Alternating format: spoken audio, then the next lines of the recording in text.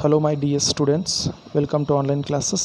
ಬನ್ನಿ ಇವತ್ತು law of chemical combinations ಬಗ್ಗೆ ನೋಡೋಣ. ತುಂಬ ಸಿಂಪಲ್ ಕಾನ್ಸೆಪ್ಟ್ಗಳಿವೆ ಲಾ ಆಫ್ ಕೆಮಿಕಲ್ ಕಾಂಬಿನೇಷನ್ಸಲ್ಲಿ. ಒಟ್ಟು 5 law of chemical 4 chemical combinations ನೋಡ್ತೀವಿ. ಲಾ ಆಫ್ ಕನ್ಸರ್ವೇಷನ್ ಮಾಸ್ ಇದು ಮೊದಲನೇ ಲಾ ಇದೆ. ಇದನ್ನು ಲೆವೈಸರ್ ಅಂತ ಸೈಂಟಿಸ್ಟ್ ಹೇಳಿದ್ದಾರೆ. ಏನು ಹೇಳ್ತಾರೆ ಅಂದರೆ ಇವರು, mass is neither be created nor be destroyed during a chemical reaction. ಅಥವಾ ಸಿಂಪಲಾಗಿ ಇನ್ನೊಂದು ಡೆಫಿನೇಷನ್ ಏನು ಹೇಳ್ಬೋದಪ್ಪ ಅಂದರೆ, sum of the masses of the reactant is always equal to the sum of the masses of the product during a chemical reaction ಅಂತ ಹೇಳ್ಬೋದು. ಇದರ example ನಾನು ತೊಗೊಂಡಿದ್ದೀನಿ, ಬರ್ನಿಂಗ್ ಆಫ್ ಕಾರ್ಬನನ್ನು ಬರ್ನ್ ಮಾಡ್ತಾಯಿದ್ದೀವಿ ಅಂದರೆ ಕಾರ್ಬನನ್ನು ಆಕ್ಸಿಜನ್ ಜೊತೆ ಟ್ರೀಟ್ ಮಾಡ್ತಾಯಿದ್ದೀವಿ. ನಮಗೇನು ಸಿಗುತ್ತೆ ಅಂದರೆ ಕಾರ್ಬನ್ ಡೈಆಕ್ಸೈಡ್ ಸಿಗುತ್ತೆ. ಬನ್ನಿ ಹಾಗಾದರೆ ಇಲ್ಲಿ ಕಾರ್ಬನ್ದು ಅಟಾಮಿಕ್ ಮಾಸ್ ಬಂದು 12 ಇದೆ. ಡೈಆಕ್ಸಿಜನ್ ಬಂದು 16 × 2 ಅಂದರೆ 32. 12 ಮತ್ತು 32 ಕೂಡಿಸಿದಾಗ ಎಷ್ಟಾಗುತ್ತೆ? 44 ಆಗುತ್ತೆ. ಅದೇ ರೀತಿ ಕಾರ್ಬನ್ ಮತ್ತು ಆಕ್ಸಿಜನ್ ಕಂಬೈಂಡ್ ಆಗಿ ನಮಗೆ ಏನು ಸಿಗುತ್ತೆ ಅಂದರೆ ಕಾರ್ಬನ್ ಡೈಆಕ್ಸೈಡ್ ಸಿಗ್ತಾಯಿದೆ. ಕಾರ್ಬನ್ ಡೈಆಕ್ಸೈಡ್ದು ಮಾಲಿಕ್ಯುಲರ್ ಫಾರ್ಮುಲಾ ಬಂದು ಎಷ್ಟಿರುತ್ತೆ ಅಂದರೆ 44 ಇರುತ್ತೆ. ಅಂದರೆ ಒಟ್ಟು ರಿಯಾಕ್ಟೆಂಟ್ಗಳ ಮಾಸು ಯಾವಾಗಲೂ ಎದಕ್ಕೆ ಸಮನಾಗಿರುತ್ತೆ ಅಂದರೆ ಒಟ್ಟು ಪ್ರಾಡಕ್ಟ್ಗಳ ಮಾಸಿಗೆ ಸಮನಾಗಿರುತ್ತೆ ಅಂತ ಹೇಳಿರೋದು. ಇದನ್ನೇ ನಾವೇನಂತ ಕರಿತೀವಿ? Law of conservation of mass ಅಂತ ಕರಿತೀವಿ. ತುಂಬ ಸಿಂಪಲ್ ಆಗಿದೆ, ಈಸಿಯಾಗಿದೆ ಮಕ್ಕಳೇ. ನೀವು ಇದನ್ನು ಬರೆದುಕೊಂಡು ಪ್ರಾಕ್ಟೀಸ್ ಮಾಡಿಬಿಡಿ, ಸರಿನಾ? ಬನ್ನಿ ಹಾಗಾದರೆ ಎರಡನೇ ಲಾ ನೋಡೋಣ. ಎರಡನೇ ಲಾ ಯಾವುದಿದೆ? ಎರಡನೇ ಲಾ ಬಂದು ಲಾ ಆಫ್ ಡೆಫಿನೆಟ್ ಕಾಂಪೊಸಿಷನ್ ಅಥವಾ ಲಾ ಆಫ್ ಡೆಫಿನೆಟ್ ಪ್ರಪೋರ್ಷನ್ ಅಂತ ಕರಿತೀವಿ.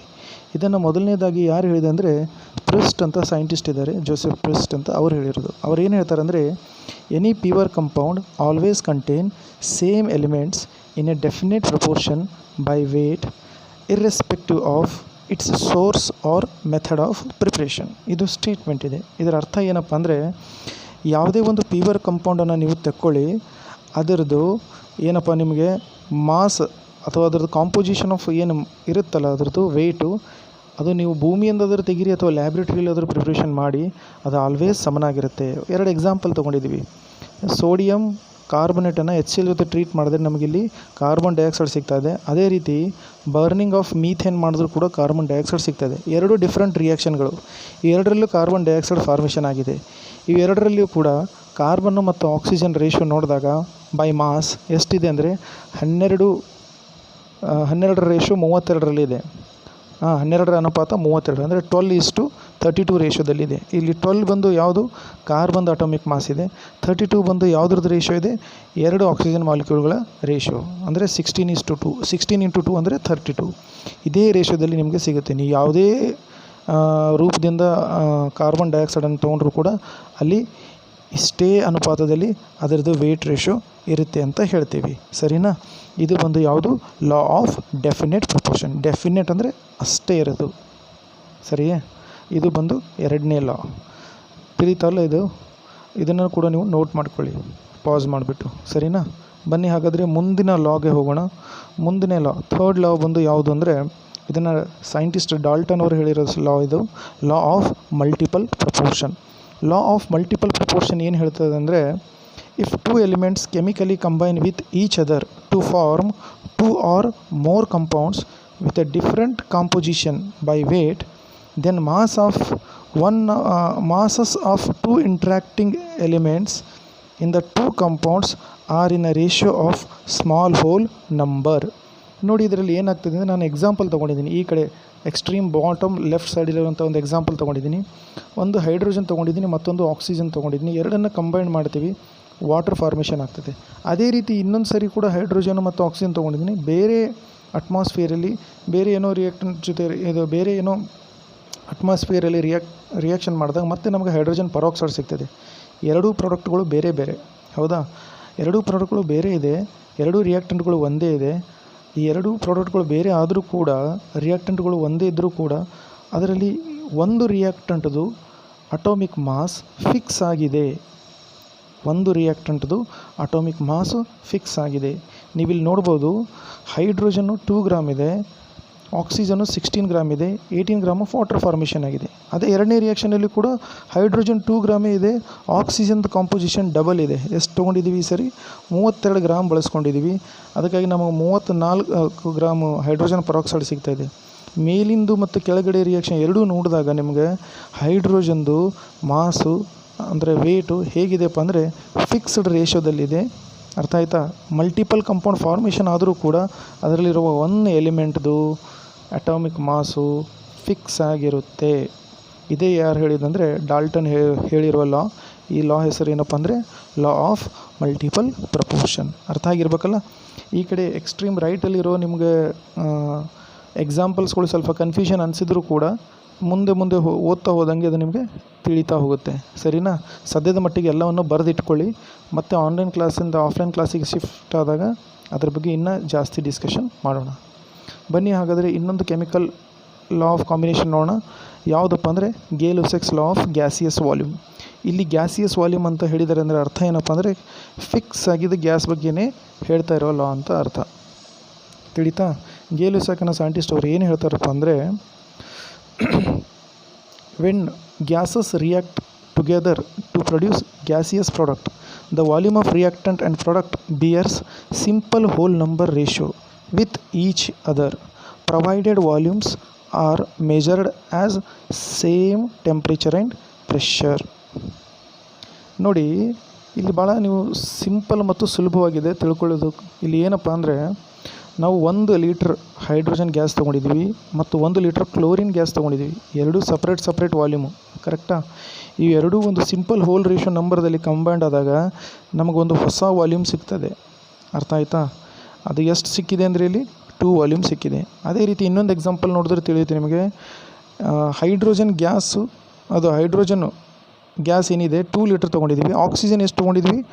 1 ಲೀಟ್ರ್ ತೊಗೊಂಡಿದ್ವಿ. ನಮಗೆ ಫಾರ್ಮೇಷನ್ ಆಗಿರೋದು ಯಾವುದಪ್ಪ ಅಂದರೆ ವಾಟರ್ ವೇಪರ್ ಫಾರ್ಮೇಷನ್ ಆಗುತ್ತೆ. ಈ ವಾಟರ್ ವೇಪರ್ ಫಾರ್ಮೇಷನ್ ಆದಾಗ ನೀವು ನೋಡ್ಕೋಬಹುದು ಮತ್ತು ನಮಗೆ ಒಂದು ಹೊಸ ವಾಲ್ಯೂಮ್ ನಮಗೆ ಇಲ್ಲಿ ಸಿಗುತ್ತೆ. ಅದು ಎಷ್ಟು ಸಿಗುತ್ತಪ್ಪ ಅಂದರೆ 2 ಲೀಟ್ರ್ ಸಿಗುತ್ತೆ. ಸರ್, ನೀವು ಒಂದು ಮಿಕ್ಸ್ ಮಾಡಿದ ಕೂಡಲೇ ಹೆಚ್ಚಿಗೆ ಆಗಬೇಕಲ್ಲ, ಕಡಿಮೆ ಯಾಕಾಗ್ತಿದೆ, ಒಂದೊಂದು ಸರಿ ಜಾಸ್ತಿ ಯಾಕಾಗ್ತಿದೆ ಅಂತ ನೀವು ಕೇಳಿದ್ರೆ ನಾನೇನು ಹೇಳ್ಬೋದಪ್ಪ ಅಂದರೆ ಗ್ಯಾಸ್ಗಳನ್ನು ನಾವು ಕಾಂಪ್ರೆಸಿಬಲ್ ಮಾಡಬಹುದು. ಕಾಂಪ್ರೆಸ್ ಆಗುತ್ತೆ, ಗ್ಯಾಸ್ಗಳು ಕಾಂಪ್ರೆಸ್ ಆಗಿ ತಮ್ಮದೇ ಒಂದು ಕೆಮಿಕಲ್ ನೇಚರಲ್ಲಿ ಕಂಬೈಂಡ್ ಆಗಿ ಒಂದು ಹೊಸ ವಾಲ್ಯೂಮ್ ಫಾರ್ಮೇಷನ್ ಮಾಡ್ತಾ ಇದೆ. ಅರ್ಥ ಆಯ್ತಾ?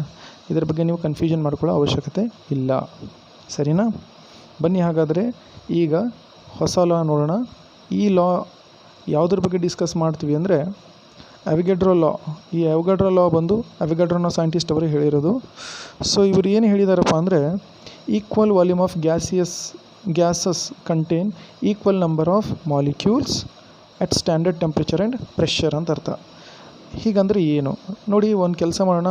ಒಂದು ಕಂಟೈನರಲ್ಲಿ ಒಂದು ಗ್ಯಾಸ್ ತೊಗೊಳ್ಳೋಣ, ಹೈಡ್ರೋಜನ್ ಗ್ಯಾಸು. ಮತ್ತೊಂದು ಕಂಟೈನರಲ್ಲಿ ಆಕ್ಸಿಜನ್ ಗ್ಯಾಸ್ ತೊಗೊಳ್ಳೋಣ. ಸರಿನಾ? ಎರಡರಲ್ಲಿ ಸಪ್ರೇಟ್ ನಾವು ತೊಗೊಂಡಿದ್ದೀವಿ. ಸಪ್ರೇಟ್ ತೊಗೊಂಡಿದ್ದೀವಲ್ಲ, ಈಗ ನಾವು ಏನು ಮಾಡ್ತೀವಿ ಅಂದರೆ ಎರಡನ್ನು ನಾವು ಒಂದು ಯೂನಿಟ್ ವಾಲ್ಯೂಮ್ ಅಂದರೆ 1 length width, 1 length height, 1 length breadth ಯೂನಿಟಲ್ಲಿ ಎರಡರದ್ದು ಮಾಲಿಕ್ಯೂಲ್ಗಳನ್ನು ನಾವು ಕೌಂಟ್ ಮಾಡಿದ್ರೆ ಎಷ್ಟಿರುತ್ತೆ ಅಂತ ಹೇಳ್ತಾರೆ ಅಂದರೆ ಈಕ್ವಲ್ ನಂಬರಲ್ಲಿ ಇರುತ್ತಂತೆ ಹೇಳ್ತಾರೆ. ಎಷ್ಟರಲ್ಲಿ ಇರುತ್ತೆ ಅಂತ ಹೇಳ್ತಾರೆ? ಈಕ್ವಲ್ ನಂಬರಲ್ಲಿ ಇರುತ್ತೆ ಅಂತ ಹೇಳ್ತಾರೆ. ಸೊ ಇದು ಅವಿಗಾಡ್ರೋ ಅವರು ಹೇಳಿರೋದು. ಇನ್ನೂ ನಿಮಗೆ ಜಾಸ್ತಿ ಸಿಂಪಲಾಗಿ ಹೇಳ್ಬೇಕಂದ್ರೆ ಹೈಡ್ರೋಜನ್ 2 moles ಆಫ್ ಹೈಡ್ರೋಜನ್ ಸಿಗುತ್ತೆ ಒಂದು ಯೂನಿಟಲ್ಲಿ. 2 moles ಆಫ್ ಹೈಡ್ರೋಜನು ಮತ್ತು 1 mole ಆಫ್ ಆಕ್ಸಿಜನ್ ಕಂಬೈಂಡ್ ಆಗಿ ನಮಗೆ ಸಿಗುವಂಥದ್ದು ಅವಿಗಾಡ್ರೋ ಲಾದಲ್ಲಿ ಮಾಲಿಕ್ಯೂಲ್ಸ್ ಎಷ್ಟು ಅಂದರೆ 2 moles of water molecule formation ಆಗೋದಂತ ಅರ್ಥ. ಇಷ್ಟೆಲ್ಲ ಲಾ ಆಫ್ ಕೆಮಿಕಲ್ ಕಾಂಬಿನೇಷನ್ ಓದಿದ ನಂತರ ಇವಾಗ ಓದೋಣ ಡಾಲ್ಟನ್ ಅಟಾಮಿಕ್ ಥಿಯರಿ ಬಗ್ಗೆ ನೋಡೋಣ. ಇವೆಲ್ಲ ಪಾಸ್ಟುಲೇಟ್ಸು ಡಾಲ್ಟನ್ ಅವರು ಹೇಳಿದ್ದು. ಫಸ್ಟ್ ಪಾಸ್ಟುಲೇಟ್ಸ್ ಏನಿದೆ ಅಂದರೆ ಮ್ಯಾಟ್ರ್ ಕನ್ಸಿಸ್ಟ್ ಆಫ್ ಇನ್ಡಿವಿಜಿಬಲ್ ಆಟಮ್ಸ್. ಅಂದರೆ ಯಾವುದೇ ಒಂದು ಮ್ಯಾಟ್ರಲ್ಲಿ ಸಿಗುವಂಥ ಆಟಮ್ಗಳನ್ನು ಮತ್ತೆ ಬ್ರೇಕ್ ಡೌನ್ ಮಾಡಲಿಕ್ಕೆ ಆಗಲ್ಲ. Atoms at a given element have a identical property including their masses. ಅಂದರೆ but atom with a different element have different masses. ಅಂದರೆ ಸೇಮ್ ಆಟಮ್ಗಳಿದ್ದರೆ ಒಂದು ಮ್ಯಾಟ್ರಲ್ಲಿ ಅವುಗಳದೆಲ್ಲ ಪ್ರಾಪರ್ಟಿಗಳು ಐಡೆಂಟಿಕಲ್ ಮಾಸಸ್ಸು ಅವೆಲ್ಲ ಪ್ರಾಪರ್ಟಿಗಳು ಸೇಮ್ ಇರುತ್ತೆ. ಡಿಫ್ರೆಂಟ್ ಇದ್ದರೆ ಡಿಫ್ರೆಂಟ್ ಇರುತ್ತೆ ಅಂತ ಹೇಳಿರೋದು. The compound formed by atoms of a different element combine in a fixed ratio. ಅಂದರೆ ಅಟಮ್ಸ್ ಆಫ್ ಡಿಫ್ರೆಂಟ್ ಎಲಿಮೆಂಟ್ಗಳು ಕಂಬೈಂಡ್ ಯಾವ ರೀತಿ ಆಗುತ್ತೆ ಅಂದರೆ ಒಂದು ಫಿಕ್ಸ್ಡ್ ರೇಷಿಯೋದಲ್ಲಿ ಆಗುತ್ತೆ ಅಂತ ಹೇಳಿದ್ರು. ನಾಲ್ಕನೇದು ಏನು ಹೇಳ್ತಾರಪ್ಪ ಅಂದರೆ ಪಾಸ್ಟುಲೇಟ್ಸಲ್ಲಿ chemical reaction involve recognization of atom. These are neither be created nor be destroyed in a chemical reaction. ಯಾವುದೇ ಒಂದು ಕೆಮಿಕಲ್ ರಿಯಾಕ್ಷನಲ್ಲಿ ಒಂದು ಆ್ಯಟಮ್ ನೀವು ರೆಕಗ್ನೈಸ್ ಮಾಡಿದ್ರಿ ಅಂತ ತಿಳ್ಕೊಳ್ಳಿ, ಒಂದು ಫಾರ್ಮೇಷನ್ ಆಗಿರೋ ಹೊಸ ಆ್ಯಟಮ್ ಸಿಗುತ್ತೆ ಅಂತ ತಿಳ್ಕೊಳ್ಳಿ. ಒಂದು ಮಾಲಿಕ್ಯೂಲ್ ಸಿಕ್ಕಿದೆ, ಆ ಮಾಲಿಕ್ಯೂಲಲ್ಲಿ ಸಿಕ್ಕಿರುವಂಥ ಆ್ಯಟಮ್ಗಳನ್ನು ನೀವು ಮತ್ತೆ ಬ್ರೇಕ್ ಡೌನ್ ಮಾಡಲಿಕ್ಕೆ, ಅಂದರೆ ಆ್ಯಟಮನ್ನು ನೀವು ಬ್ರೇಕ್ ಮಾಡಿ ಅದರ ಪ್ರಾಪರ್ಟಿ ಚೇಂಜ್ ಮಾಡಲಿಕ್ಕೆ ಆಗಲ್ಲ, ಅಥವಾ ಮತ್ತು ಅದೇ ಆ್ಯಟಮನ್ನು ಮತ್ತು ನೀವು ಕನ್ಸ್ಟ್ರಕ್ಟ್ ಮಾಡಲಿಕ್ಕೆ ಆಗಲ್ಲ ಅಂತ ಹೇಳಿರೋದು. ಇದನ್ನು ಯಾರು ಹೇಳಿರೋದು? ಡಾಲ್ಟನ್ ಅಟಾಮಿಕ್ ಥಿಯರಿಯಲ್ಲಿ ಡಾಲ್ಟನ್ ಅವರು ಹೇಳಿರೋದು. ಇವು 4 ಪಾಸ್ಟುಲೇಟ್ಸ್ಗಳು ಎಕ್ಸಾಮ್ ಪಾಯಿಂಟ್ ಆಫ್ ವ್ಯೂಯಿಂದ ವೆರಿ ಇಂಪಾರ್ಟೆಂಟ್. ಇಲ್ಲಿಂದ ನಮಗೆ ಅಟಮ್ ಬಗ್ಗೆ ಇರೋ ಕಾನ್ಸೆಪ್ಟ್ಗಳನ್ನು ನಾವು ಒಂದೊಂದಾಗಿ ನೋಡ್ಕೊತಾ ಹೋಗ್ತೀವಿ. ಅರ್ಥ ಆಯ್ತಾ? ಸೊ ಇನ್ನು ಮುಂದೆ ನಾವು ಏನು ಸ್ಟಡಿ ಮಾಡ್ತೀವಿ ಅಂದರೆ, ಅಟಮ್ ಈಗ ನಮ್ಗೆ ಸ್ವಲ್ಪ ಐಡಿಯಾ ಬಂದುಬಿಡ್ತು. ಏನಂತ ಐಡಿಯಾ ಬಂದುಬಿಡ್ತು ಅಂದರೆ, ಅಟಮ್ ಅನ್ನೋದು ಇರುತ್ತೆ, ಅಟಮ್ ಅನ್ನೋನು ಬ್ರೇಕ್ ಡೌನ್ ಮಾಡಲಿಕ್ಕೆ ಬರಲ್ಲ, ಅಟಮ್ಗಳಿಂದನೇ ಏನಾಗಿದೆ ಮ್ಯಾಟ್ರ್ಗಳು ಫಾರ್ಮೇಷನ್ ಆಗಿದೆ. ಅರ್ಥ ಆಯ್ತಾ? ಅಟಮ್ಸ್ ಆಫ್ ದ ಯಾವುದೇ ಒಂದು ಮ್ಯಾಟ್ರದ್ದು ಸೇಮ್ ಅಟಮ್ಗಳಿರುತ್ತೆ, ಮತ್ತು ಬೇರೆ ಮ್ಯಾಟ್ರದ್ದಿದ್ದರೆ ಬೇರೆ ಆಟಮ್ದು ಬೇರೆ ಮ್ಯಾಟ್ರದ್ದು ಬೇರೆ ಬೇರೆ ಆಟಮ್ಗಳಿರುತ್ತೆ. 2 ಆಟಮ್ಗಳು ಒಂದೇ ರೀತಿ ಇರಬೇಕಂದ್ರೆ ಅದು ಒಂದೇ ಮ್ಯಾಟ್ರಲ್ಲಿ ಇರಬೇಕು ಅಂತ ಹೇಳಿರೋದು. ಇಷ್ಟೆಲ್ಲ ಇಲ್ಲಿ ಡಾಲ್ಟನ್ ಅವರು ನಮಗೆ ಹೇಳಿದ್ದಾರೆ. ಸರಿನಾ? ಇಷ್ಟೆಲ್ಲ ಆದ ನಂತರ ಈ ಆಟಮನ್ನು ಈಗ ನಾವು ಹೇಗೆ ಮೇಜರ್ ಮಾಡಬೇಕು, ಅವುಗಳನ್ನು ಹೇಗೆ ಕೌಂಟ್ ಮಾಡಬೇಕು ಅನ್ನೋದು ಒಂದು ದೊಡ್ಡ ಪ್ರಶ್ನೆ ಆಗುತ್ತೆ. ಕರೆಕ್ಟಾ? ಮೊದಲಿನ ದಿನಗಳೆಲ್ಲ ಈಗೆಲ್ಲ ಒಂದು ಟೆಕ್ನಿಕ್ಸ್ ಬಂದಿದೆ. ನಾವು ಮಾಸ್ ಸ್ಪೆಕ್ಟ್ರೋಸ್ಕೋಪಿಯಿಂದ ನಾವೇನು ಮಾಡ್ತೀವಿ, ಅಟಾಮಿಕ್ ಮಾಸನ್ನು ಫೈಂಡ್ ಔಟ್ ಮಾಡ್ತೀವಿ. ಆದರೆ ಮೊದಲೆಲ್ಲ ಹೇಗೆ ಮಾಡ್ತಿದ್ರು, ಈ ಅಟಾಮಿಕ್ ಮಾಸ್ ಅನ್ನೋ ಕಾನ್ಸೆಪ್ಟ್ ಎಲ್ಲ ಹೇಗೆ ಬಂತು, ಇದನ್ನೆಲ್ಲ ತಿಳ್ಕೊಬೇಕಲ್ವ? ಹಾಗಾದರೆ ಇಲ್ಲಿ ತಿಳ್ಕೊಬೇಕಾಗಿರೋದು ನಮಗೇನೆಂದರೆ, ಈಗ ಅಟಾಮಿಕ್ ಮಾಸನ್ನು ಕಂಡುಹಿಡಿಬೇಕಂದ್ರೆ ಮೊದಲೆಲ್ಲ ಏನು ಮಾಡಿದ್ರೆ ಅಂದರೆ, ಎಲ್ಲಕ್ಕಿಂತ ಲೈಟೆಸ್ಟ್ ಎಲಿಮೆಂಟ್ ಯಾವುದು? ಹೈಡ್ರೋಜನ್. ಆ ಹೈಡ್ರೋಜನನ್ನು ರೆಫರೆನ್ಸ್ ಪಾಯಿಂಟ್ ಆಫ್ ವ್ಯೂಯಿಂದ ತೊಗೊಂಡ್ರು. ಹಾಗೆ ತೊಗೊಂಡು ಅಟಾಮಿಕ್ ಮಾಸನ್ನು ಫೈಂಡ್ ಔಟ್ ಮಾಡಲಿಕ್ಕೆ ನೋಡಿದ್ರು.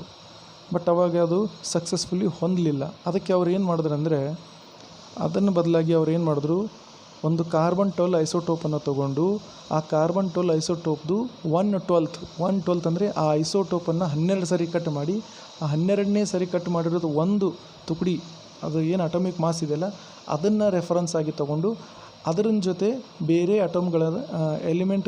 ಅಟಮ್ಗಳದ ಮಾಸ್ಗಳನ್ನು ಕಂಪೇರ್ ಮಾಡ್ಕೊತ ಹೋದರು.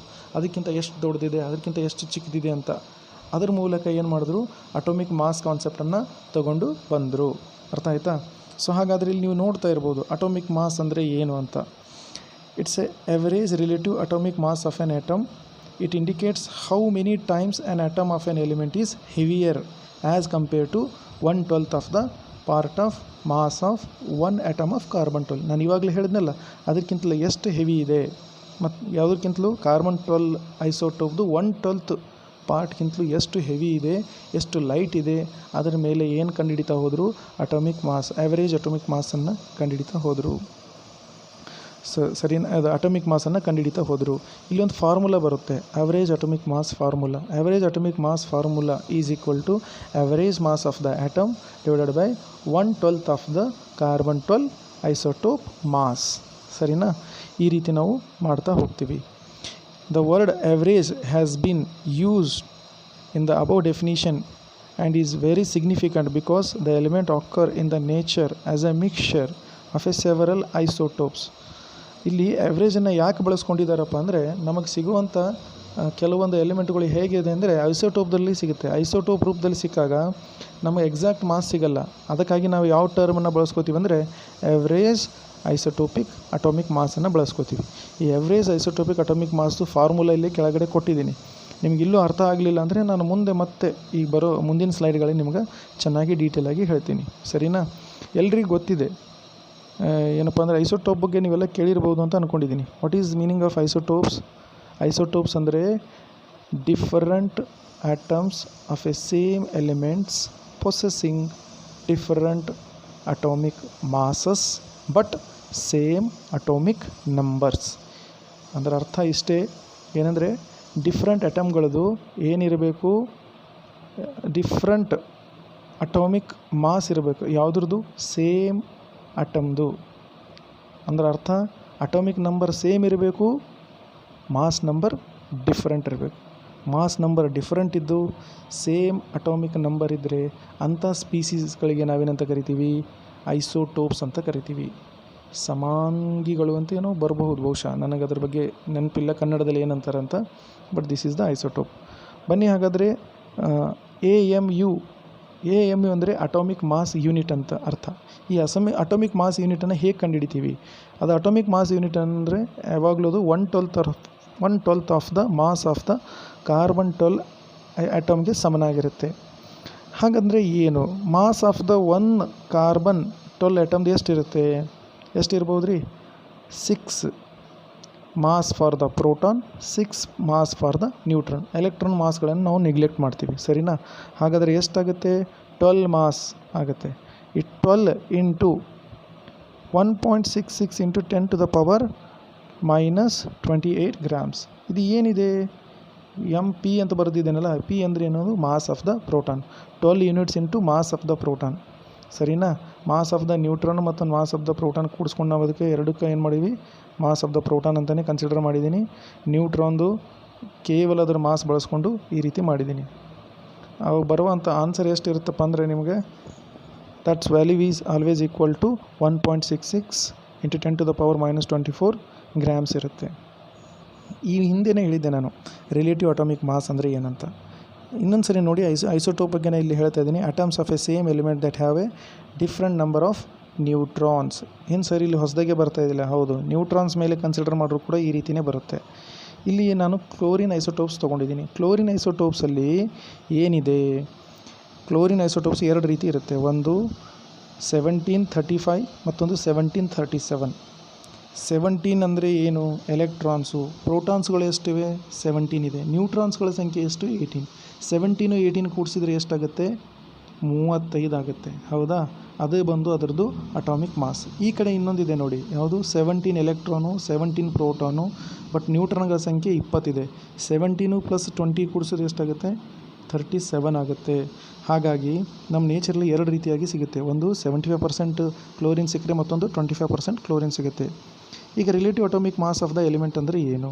It is the average value of isotopes of the element which take in account the percentage abundance of the isotope. ಹಾಗಂದರೆ ಇಷ್ಟೇ, ಎಷ್ಟು ಸಿಗುತ್ತೆ ಅದರ ಪರ್ಸೆಂಟೇಜ್ ಇಂಟು ಅದರ ಅಟಾಮಿಕ್ ಮಾಸ್ ಪ್ಲಸ್ ಮತ್ತೊಂದು ಯಾವ ರೂಪದಲ್ಲಿ ಸಿಗುತ್ತೆ ಅದು ಎಷ್ಟು ಪರ್ಸೆಂಟೇಜಲ್ಲಿ ಸಿಗುತ್ತೆ ಅದರ ಅಟಾಮಿಕ್ ಮಾಸ್. ಎರಡನ್ನು ಕೂಡಿಸಿದಾಗ ನಮಗೆ ಸಿಗೋದು ಅದರದ್ದು ಆ್ಯಾವ್ರೇಜ್ ಅಟಾಮಿಕ್ ಮಾಸ್. ಇಲ್ಲಿ ಒಂದು ಎಕ್ಸಾಂಪಲ್ ಕೂಡ ಅದರದ್ದೇ ಕೊಟ್ಟಿದ್ದೀನಿ.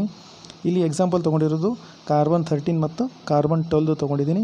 ಅದರ ರಿಲೇಟಿವ್ ಅಬಂಡೆನ್ಸ್ ಪರ್ಸೆಂಟೇಜು ತೊಗೊಂಡಿದ್ದೀನಿ ಮತ್ತು ಅದರದ್ದು ಮಾಸು ತೊಗೊಂಡಿದ್ದೀನಿ. ಎರಡನ್ನೂ ನೀವು ಕೂಡಿಸ್ಬೇಕು. 12 ಇಂಟು 98.93 ಪ್ಲಸ್ 13 ಇಂಟು 1.07 ಎರಡನ್ನು ಕೂಡಿಸಿದಾಗ ನಮಗೆ ಸಿಗೋದು ಯಾವುದು? Average mass of the carbon ಸಿಗುತ್ತೆ. ಎಷ್ಟಾಗುತ್ತೆ ಅದು? ಈ ಟೇಬಲಲ್ಲಿ ನೋಡಿದ್ರೆ ಗೊತ್ತಾಗುತ್ತೆ ನಿಮಗೆ, 12 ಗ್ರಾಮ್ ಆಗಿದೆ. ಅದರ ಮುಂದೆ AM ಅಂತ ಬರೆದಿದ್ದೀನಿ. ಈ ಪೀರಿಯೋಡಿಕ್ ಟೇಬಲನ್ನು ನೀವು ಬರ್ಕೊಳ್ಳಿ, ಪಾಸ್ ಮಾಡಿ. ಇದರಲ್ಲಿ ಅಟ್ಲೀಸ್ಟ್ 20 ಎಲಿಮೆಂಟ್ಸ್ದು ಅಟಾಮಿಕ್ ಮಾಸು ಮತ್ತು ಅಟಾಮಿಕ್ ನಂಬರ್ ಗೊತ್ತಿರಬೇಕು. ಹಾಗೆ ಗೊತ್ತಾದಾಗ ಮಾತ್ರ ನಿಮಗೆ ಅಟಾಮಿಕ್ ಮಾಸ್ ಮತ್ತು ಮಾಲಿಕ್ಯುಲರ್ ಮಾಸ್ ಕಂಡುಹಿಡಲಿಕ್ಕೆ ಸಾಧ್ಯ. ಬನ್ನಿ ಹಾಗಾದರೆ ಮಾಲಿಕ್ಯುಲರ್ ಮಾಸ್ ಕಾನ್ಸೆಪ್ಟ್ ಬಗ್ಗೆ ನೋಡೋಣ. ಮಾಲಿಕ್ಯುಲರ್ ಮಾಸ್ ಅಂದರೆ ಏನು? Molecular mass is the sum of the atomic mass of the element which are present in the molecule. It is obtained by multiplying the atomic mass of each elements by the number of atoms which are added together them. ಭಾಳ simple ಆಗಿದೆ. ಏನಪ್ಪ ಅಂದರೆ ಒಂದು molecule ಇದೆ ಅಂತ ತಿಳ್ಕೊಳ್ಳಿ. Example ತೊಗೊಂಡಿದ್ದೀನಿ, methane. ಮೀಥೇನಲ್ಲಿ ಎಷ್ಟು ಟೈಪ್ಸ್ ಆಫ್ ಆಟಮ್ ಇದೆ? ಒಂದು ಕಾರ್ಬನ್ ಆಟಮ್ ಇದೆ ಮತ್ತು 4 ಹೈಡ್ರೋಜನ್ ಆಟಮ್ ಇವೆ. ಕಾರ್ಬನ್ ಅಟಾಮಿಕ್ ಮಾಸ್ ಬಂದು 12, ಹೈಡ್ರೋಜನ್ ಅಟಾಮಿಕ್ ಮಾಸ್ ಬಂದು 1. ಆದರೆ ಎಷ್ಟು ಸರಿ ಇದೆ? 4 ಸರಿ ಇದೆ. ಅದಕ್ಕಾಗಿ ಎರಡನ್ನು ಕೂಡಿಸಿದರೆ ಎಷ್ಟಾಗುತ್ತೆ? 16 ಅಟಾಮಿಕ್ ಮಾಸ್ ಯೂನಿಟ್ ಆಗುತ್ತೆ. ಕೆಳಗಡೆ ಒಂದು ಎಕ್ಸಾಂಪಲ್ ತೊಗೊಂಡಿದ್ದಾರೆ. ಯಾವುದರ ಎಕ್ಸಾಂಪಲ್ ತೊಗೊಂಡಿದ್ದೀವಿ? ಶುಗರ್ ಮಾಲಿಕ್ಯೂಲ್, ಗ್ಲೂಕೋಸ್ ಮಾಲಿಕ್ಯೂಲ್ ತೊಗೊಂಡಿದ್ದೀವಿ, C6H12O6. ಅದರ ಮಾಲಿಕ್ಯುಲರ್ ಮಾಸ್ ಕಂಡುಹಿಡಿಬೇಕು. ಕಾರ್ಬನ್ ಎಷ್ಟು ಸರಿ ಇದೆ? 6 ಸರಿ ಇದೆ. 6 ಇಂಟು 12 ಪ್ಲಸ್ ಹೈಡ್ರೋಜನ್ ಎಷ್ಟು ಸರಿ ಇದೆ? 12 ಸರಿ ಇದೆ. ಹೈಡ್ರೋಜನ್ ಇಂಟು 12 ಇಂಟು 1 ಅದರ ಅಟಾಮಿಕ್ ಮಾಸ್. ಆಕ್ಸಿಜನ್ ಎಷ್ಟು ಸರಿ ಇದೆ? 6 ಸರಿ ಇದೆ. 6 ಇಂಟು ಆಕ್ಸಿಜನ್ ಅಟಾಮಿಕ್ ಮಾಸ್ ಬಂದು 16. ಹೀಗೆ ಎಲ್ಲವನ್ನು ಮಲ್ಟಿಪ್ಲೈ ಮಾಡಿದಾಗ 72 ಪ್ಲಸ್ 12 ಪ್ಲಸ್ 96 ಇವೆಲ್ಲವನ್ನು ಕೂಡಿಸಿದರೆ ಎಷ್ಟಾಗುತ್ತೆ? ಎಷ್ಟಾಗ್ಬೋದು ನಿಮಗೆ? ನೋಡಿ, ಗೆಸ್ ಮಾಡಿ ಎಷ್ಟಾಗುತ್ತೆ? 180 ಆಗುತ್ತೆ. ಈ ರೀತಿ ನಾವು ಮಾಲಿಕ್ಯುಲರ್ ಮಾಸನ್ನು ಕಂಡುಹಿಡಿತೀವಿ. ನೀವು ಯಾವುದೇ ಮಾಲಿಕ್ಯೂಲ್ ತೊಗೊಳ್ಳಿ, ಮಾಲಿಕ್ಯೂಲ್ ಎಷ್ಟು ಟೈಪ್ಸ್ ಇವೆ ಆಟಮ್ಗಳನ್ನು ನೋಡ್ಕೋಬೇಕು. ಆ ಆಟಮ್ದು ಅಟಾಮಿಕ್ ಮಾಸನ್ನು ನೀವು ಬಾಯ್ಹಾಟ್ ಮಾಡಿರಬೇಕು. ಅಟ್ಲೀಸ್ಟ್ 30 ತನಕ, 20 ತನಕ ಮಾಡಿದ್ರೆ ಸಾಕು. ಅವುಗಳದೆಲ್ಲ ನೋಡಿಕೊಂಡು ಎಷ್ಟೆಷ್ಟು ಟೈಮ್ ಇದೆ ನೋಡಿಕೊಂಡು ಕೂಡಿಸಿ ಮಲ್ಟಿಪ್ಲೈ ಮಾಡಿ ಕೊನೆಗೆ ಆನ್ಸರ್ ತೆಗಿಬೇಕು. ತೆಗೆದಾಗ ನಿಮ್ಗೆ ಏನಾಗುತ್ತೆ? ನಿಮಗೆ ಪರ್ಟಿಕ್ಯುಲರ್ ಮಾಲಿಕ್ಯುಲರ್ ಮಾಸ್ ಸಿಗುತ್ತೆ. ಅರ್ಥ ಆಯ್ತಾ? ಸೊ ಇದು ಬಂದು ಮಾಲಿಕ್ಯುಲರ್ ಮಾಸ್ ಕಾನ್ಸೆಪ್ಟು. ಬನ್ನಿ ಹಾಗಾದರೆ ಮಾಲಿಕ್ಯುಲರ್ ಮಾಸ್ದು ಇನ್ನೊಂದು ನಾನು ಫಾರ್ಮುಲಾ ಕೊಟ್ಟಿದ್ದೀನಿ ಇಲ್ಲಿ. Molecular mass is equal to average relative mass of one atom divided by 1/12 of the mass of the carbon 12 atom. ನೋಡಿ, ಇದ್ರ ಬಗ್ಗೆ ನೀವು ಜಾಸ್ತಿ ಟೆನ್ಷನ್ ತೊಗೊಳ್ಳೋ ಅವಶ್ಯಕತೆ ಇಲ್ಲ. ಇದು ಅದೇ ರೀತಿಯೇ ಇದೆ. ಅಟಮ್ಗೆ ಹೇಗೆ ನಾವು ಕಾರ್ಬನ್ 12 ಐಸೋಟೋಪ್ ಜೊತೆ ಇದು ಮಾಡಿದ್ದೀವಿ, ಹಾಗೆ ಇಲ್ಲೂ ಕೂಡ ಇದನ್ನು ನಾವು ರೆಫರೆನ್ಸ್ ಆಗಿ ತೊಗೊಂಡಿದ್ದೀವಿ. ಇಲ್ಲೊಂದು ಎಕ್ಸಾಂಪಲ್ ತೊಗೊಂಡಿದ್ದೀನಿ ಮಾಲಿಕ್ಯುಲರ್ ಮಾಸ್ ಕಂಡುಹಿಡಿದು. ಯಾವುದಾದ್ರು ಎಕ್ಸಾಂಪಲ್ ತೊಗೊಂಡಿದ್ದೀನಿ ಅಂದರೆ CaCO3 ತೊಗೊಂಡಿದ್ದೀನಿ. CaCO3ಯಲ್ಲಿ ಎಷ್ಟೆಷ್ಟಿದೆ ಮಾಲಿಕ್ಯೂಲ್ಸು? ಒಂದು ಕ್ಯಾಲ್ಸಿಯಂ ಆಟಮ್ ಇದೆ, ಒಂದು ಕಾರ್ಬನ್ ಆಟಮ್ ಇದೆ ಮತ್ತು 3 ಆಕ್ಸಿಜನ್ ಆಟಮ್ಗಳಿವೆ. ಕರೆಕ್ಟಾ? ಇವು ಮೂರನ್ನು ಕೂಡಿಸ್ಕೊಂಡಾಗ ನಮ್ಗೆ ಎಷ್ಟಾಗುತ್ತೆ? 40 ಕ್ಯಾಲ್ಸಿಯಮ್ದು, 12 ಬಂದು ಕಾರ್ಬನ್ದು, 12 ಎಷ್ಟು ಕಾರ್ಬನ್ದಿದೆ, ಎರಡು ಒಂದೊಂದು ಸರಿ ಇರೋದ್ರಿಂದ ಇಂಟು 1 ಮಾಡಬೇಕು. ಆಕ್ಸಿಜನ್ದು 16, ಅದು ಎಷ್ಟು ಸರಿ ಇದೆ? 3 ಸರಿ ಇದೆ. ಸೊ 3 ಸರಿ ಇರೋದ್ರಿಂದ 3ನ್ನು ಮಲ್ಟಿಪ್ಲೈ ಮಾಡಿ ಪ್ಲಸ್ ಮಾಡಿದ್ರೆ ನಿಮ್ಗೆ ಎಷ್ಟು ಆನ್ಸರ್ ಸಿಗುತ್ತೆ? 100 ಗ್ರಾಮ್ಸ್ ಪರ್ ಮೋಲ್ ಸಿಗುತ್ತೆ. ಅರ್ಥ ಆಯಿತಾ? ಬನ್ನಿ, ಹಾಗೆ ಕೆಲವೊಂದು ಡಿಫ್ರೆನ್ಸ್ ಇದೆ. ಈ ಟೇಬಲಲ್ಲಿ ನೀವು ನೋಡ್ಕೊಳ್ಳಿ, ಎಂಪಿರಿಕಲ್ ಫಾರ್ಮುಲಾ ಮತ್ತು ಮಾಲಿಕ್ಯುಲರ್ ಫಾರ್ಮುಲಾ ಡಿಫ್ರೆನ್ಸ್ ಬರುತ್ತೆ. ನೋಡಿ, ಎಂಪಿರಿಕಲ್ ಫಾರ್ಮುಲಾ ಇನ್ನು ಮುಂದೆ ಬರೋ ಕಾನ್ಸೆಪ್ಟು, ಆದರೂ ಸುಮ್ಮನೆ ಗೊತ್ತಿರಲಿ ಅಂತ ಇಲ್ಲಿ ಹಾಕಿರೋದು. ಎಂಪಿರಿಕಲ್ ಫಾರ್ಮುಲಾ ಮತ್ತು ಮಾಲಿಕ್ಯುಲರ್ ಫಾರ್ಮುಲಾ ಯಾವುದಕ್ಕೆ ಹೆಲ್ಪ್ ಆಗುತ್ತೆ ಅಂತ. ಈಗ ನೀವು ಮಾಲಿಕ್ಯುಲರ್ ಫಾರ್ಮುಲಾ ಓದಿರಲ್ಲ, ಈ ಮಾಲಿಕ್ಯುಲರ್ ಫಾರ್ಮುಲಾ ನಾವು ಎಲ್ಲಿ ಯೂಸ್ ಮಾಡ್ತೀವಿ ಅಂದರೆ ಕೋವಲೆಂಟ್ ಕಂಪೌಂಡ್ಗಳನ್ನು ರೀಪ್ರೆಸೆಂಟ್ ಮಾಡೋಕ್ಕೋಸ್ಕರ ಬಳಸ್ತೀವಿ. ಅರ್ಥ ಆಯ್ತಾ? ಆದರೆ ಎಂಪಿರಿಕಲ್ ಫಾರ್ಮುಲಾಗಳನ್ನು ಎಲ್ಲಿ ಬಳಸ್ತಾರಪ್ಪ ಅಂದರೆ ಕ್ರಿಸ್ಟಲೈನ್ ಮತ್ತು ಅಯಾನಿಕ್ ಫಾರ್ಮುಲಾ ಇರುವಂಥ ಕಂಪೌಂಡ್ಗಳಿಗೆ ಬಳಸ್ತಾರೆ. ಅಂದರೆ ಅದನ್ನು ಎಂಪಿರಿಕಲ್ ಫಾರ್ಮುಲಾ ಮಾಸ್ ಅಂತ ಕೂಡ ಕರಿತೀವಿ, ಇದಕ್ಕೆ ಮಾಲಿಕ್ಯುಲರ್ ಫಾರ್ಮುಲಾ ಮಾಸ್ ಅಂತ ಕರಿತೀವಿ. Molecular mass. ಸೊ ಇವು ಎರಡು ಡಿಫ್ರೆನ್ಸಸ್ಸು ನೀವು ನೋಡಬೇಕು. ಇಲ್ಲಿ ಎಂಪಿರಿಕಲ್ ಫಾರ್ಮುಲಾದಲ್ಲಿ ಸಪೋಸ್ ನಾನು ಏನು ಹೇಳ್ತೀವಿ ಅಂದರೆ ಇಲ್ಲಿ ರೇಷೋ ತೋರಿಸುತ್ತೆ, ಎಷ್ಟರ ಪ್ರಮಾಣದಲ್ಲಿ ಇದೆ ಅಂತ ತೋರಿಸುತ್ತೆ. ಆದರೆ ಮಾಲಿಕ್ಯುಲರ್ ಫಾರ್ಮುಲಾದಲ್ಲಿ ಏನು ತೋರಿಸುತ್ತೆ ಅಂದರೆ ಎಷ್ಟು ಸಂಖ್ಯೆಯಲ್ಲಿ ಅಟಮ್ಸ್ಗಳು, ಡಿಫ್ರೆಂಟ್ ಅಟಮ್ಸ್ಗಳಿವೆ ಅಂತ ತೋರಿಸುತ್ತೆ. ಎಂಪಿರಿಕಲ್ ಫಾರ್ಮುಲಾದಲ್ಲಿ ಎಷ್ಟು ರೇಷೋದಲ್ಲಿದೆ ಅಂತ ತೋರಿಸಿದ್ರೆ ಇಲ್ಲಿ ಎಷ್ಟು ನಂಬರಲ್ಲಿದೆ ಅಂತ ತೋರಿಸುತ್ತೆ. ಅರ್ಥ ಆಯಿತಾ? ಸೊ ಈ ರೀತಿ ಕೆಲವೊಂದು ಡಿಫ್ರೆನ್ಸಸ್ ಇದೆ, ನೀವು ಓದ್ಕೊಂಡ್ರೆ ತಿಳಿಯುತ್ತೆ. That's it about the empirical formula and molecular formula. ಬನ್ನಿ, ನಾವು ಈಗ ಕೊನೆ ಹಂತದಲ್ಲಿ ನಾನು ಏನು ಹೇಳೋಕ್ಕೆ ಇಷ್ಟಪಡ್ತೀನಿ ಅಂದರೆ, ಇಲ್ಲಿ ನಾನು ಕೆಲವೊಂದು ಏನಪ್ಪ ಅಂದರೆ ಮಾಲಿಕ್ಯೂಲ್ಗಳ ಫಾರ್ಮುಲಾ ಬರೆದಿದ್ದೀನಿ. ಅದ್ರ ಹೆಸರು ನೀವು ಇನ್ನೂ ತಿಳ್ಕೊಳ್ಳೋ ಅವಶ್ಯಕತೆ ಇಲ್ಲ, ಮುಂಬರೋ ಕ್ಲಾಸ್ಗಳಲ್ಲಿ ನಾನು ಹೇಳ್ಕೊತ ಹೋಗ್ತೀನಿ. ನೀವು ಮಾಡಬೇಕಾಗಿರೋದು ಏನಪ್ಪ ಅಂದರೆ ಪಿರಿಯಾಡಿಕ್ ಟೇಬಲಲ್ಲಿ ಇರೋದು ಎಲ್ಲ ಆಟಮ್ಗಳದ್ದು ಅಟಾಮಿಕ್ ಮಾಸ್ಗಳನ್ನು ಬರ್ಕೊಂಡು ಅವುಗಳನ್ನು ನೀವು ಬಾಹ್ಯಾಟ್ ಮಾಡಿಬಿಟ್ಟು ಇವುಗಳ ಜೊತೆ ನೀವು ನೋಡಿಕೊಂಡು ಇವುಗಳದ್ದು ಅಟಾಮಿಕ್ ಮಾಸ್ಗಳನ್ನು ಕಂಡುಹಿಡಿದು ನಂತರ ಅವುಗಳನ್ನು ಆ್ಯಡ್ ಮಾಡಿ ಮಾಲಿಕ್ಯುಲರ್ ಮಾಸ್ಗಳನ್ನು ನೀವು ಕಂಡುಹಿಡಿಬೇಕು. ನೋಡಿ, ಇಲ್ಲಿ ಎರಡನೇದು ಬಂದು KCl ಇದೆ. KCl ಅಂದರೆ ಅದು Cl, ಅದು C ಅಂದರೆ ಕಾರ್ಬನ್ ಅಲ್ಲ, Cl ಅಂತ ಓದಬೇಕು. ಅದು Cl ಅಂದರೆ ಕ್ಲೋರಿನ್. ಮೊದಲನೇದಾಗಿ NaOH ಇದೆ, ಎರಡನೇದು KCl, ಮೂರನೇದು CaCO3, ನಾಲ್ಕನೇದು H2SO4, ಐದನೇದು H2, ಆರನೇದು O2, ಏಳನೇದು C6H12O6, ಎಂಟನೇದು CO2, ಒಂಬತ್ತನೇದು KNO3, ಹತ್ತನೇದು NH4 ಟೇಕನ್ 2 ಟೈಮ್ಸ್ ಎಸ್. ಐದಲ್ಲ, ಅದು ಎಸ್ ಇದೆ, S. NH4 taken 2 times S. ನಂತರ ಬರೋದು AgF. ಓಕೆನಾ? ಇವುಗಳದೆಲ್ಲ ಮಾಲಿಕ್ಯುಲರ್ ಫಾರ್ಮುಲಾ ಕಂಡುಹಿಡಿಯಿರಿ. ಸರಿನಾ? ಧನ್ಯವಾದ.